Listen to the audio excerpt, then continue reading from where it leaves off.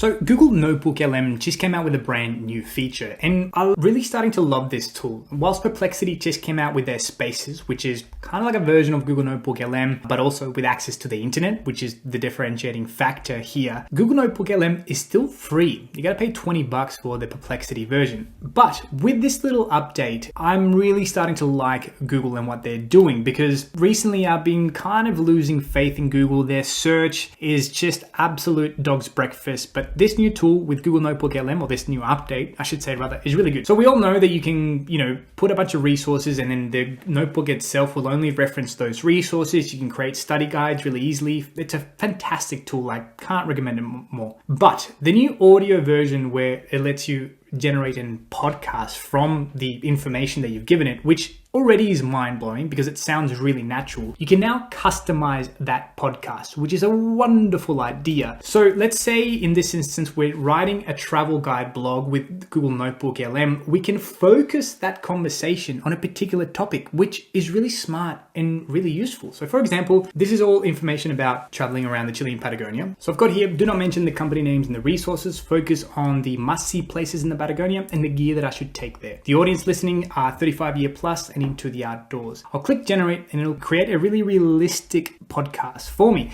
Let's take a quick listen. I've already generated one and I'll show you how this can really add value to your blog post, increasing your SEO. I've got a blog post that I've written with Google Notebook LM, and I've injected or embedded really the podcast that I've uploaded into SoundCloud in here. Today we're diving deep into Chilean Patagonia.